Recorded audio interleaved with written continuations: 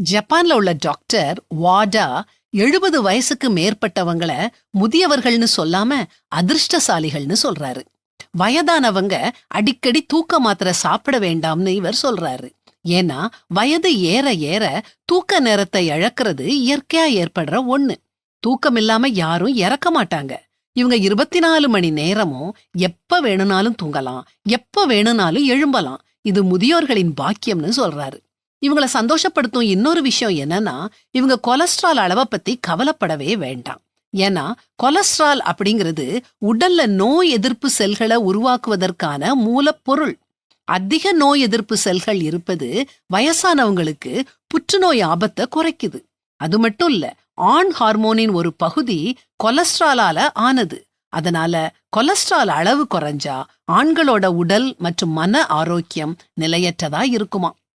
அதே மாதிரி பிபி அதிகமா இருந்தாலும் இவங்க கவலைப்பட வேண்டாம். 50 வருஷங்களுக்கு முன்னால மனுஷங்களுக்கு ஊட்டச்சத்து குறைபாடு அதிகமா இருந்துச்சு. அதனால ரத்த அழுத்தம் 150 அடையும் போது ரத்த நாளங்கள் வெடிக்கும். ஆனா இப்போ மிக சிலர் தான் ஊட்டச்சத்து குறைபாடுள்ளவங்க. அதனால 200க்கு மேல உள்ள ரத்த அழுத்தம் கூட ரத்த நாளத்தை வெடிக்க செய்யாது.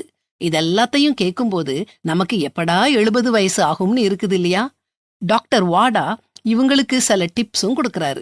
ஒழுங்கா நடைபயிற்சி செய்யுங்க, நிறைய தண்ணி குடிங்க, நல்லா மென்று சாப்பிடுங்க, உங்களுக்கு பிடிச்ச விஷயங்களை செய்யுங்க, நோயோட போராடாம அதோட இணைஞ்சு வாழ பழகிக்கோங்க. படிக்கிறத நிப்பாட்டிட்டீங்கன்னா கிழவனாயிருவீங்க.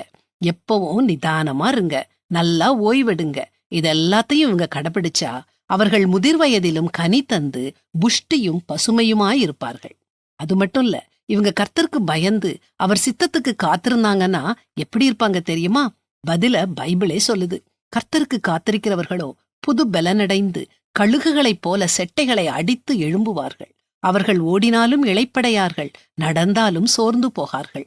டாக்டர் வாடா சொல்ற மாதிரி உண்மைக்குமே இவங்க அதிர்ஷ்டசாலிகள் தான் இல்லையா?